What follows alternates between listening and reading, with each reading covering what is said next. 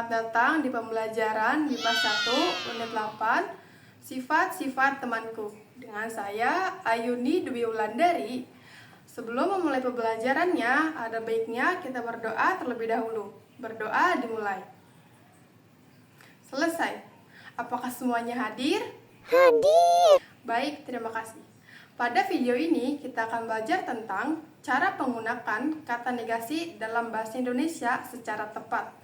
Kata negasi itu apa sih? Kata negasi itu kata-kata yang digunakan untuk menyatakan penyangkalan atau penolakan. Dalam video ini juga kita akan mempelajari sifat-sifat temanku.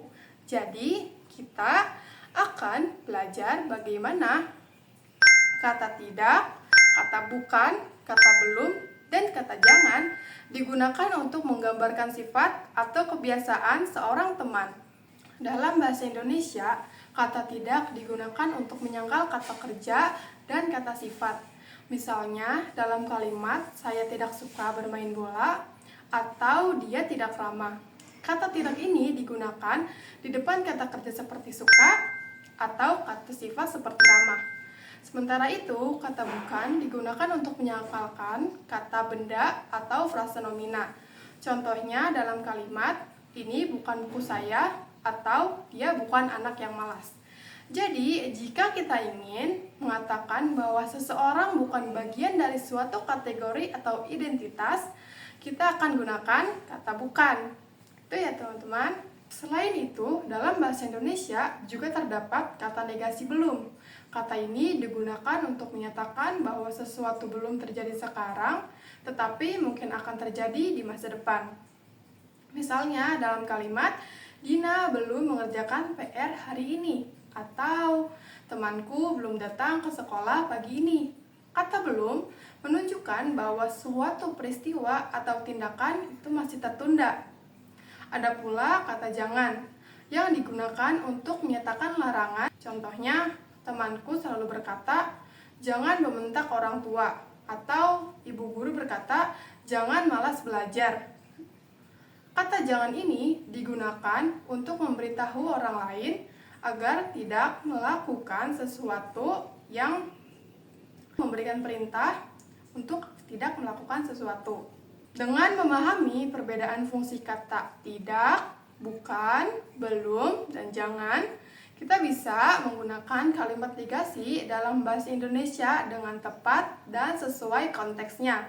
Untuk memperjelas pemahaman kita, mari kita simak sebuah teks pendek berjudul Teman Baruku dari Kanada. Dalam cerita ini, kita akan melihat bagaimana sih kata negasi itu digunakan. Kalian bisa pause videonya untuk baca cerita tersebut. Dari cerita tersebut, bisa kita lihat jika kata bukan digunakan untuk menyangkalkan kategori atau identitas. Seperti dalam kalimat, Mark bukan anak yang pemalu, atau Mark bukan anak yang suka berbohong. Sementara itu, kata tidak digunakan untuk menyangkalkan sifat atau kebiasaan. Misalnya, pada kalimat, Mark tidak sombong dan Mark tidak pernah terlambat. Lalu, kata belum menandakan bahwa kemampuan Mark dalam berbahasa Indonesia masih dalam proses dan ada kemungkinan akan meningkat. Selain itu, terdapat pula penggunaan kata jangan dalam bentuk larangan atau ajakan untuk melakukan sesuatu. Seperti pada kalimat dalam cerita, jangan sungkan untuk menyapa Mark, karena dia anak yang ramah.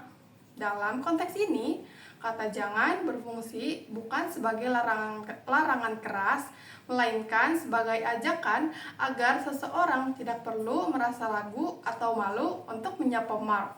Pada cerita ini memberikan gambaran yang jelas tentang bagaimana sih kata negasi itu digunakan secara alami untuk menyampaikan karakter seseorang.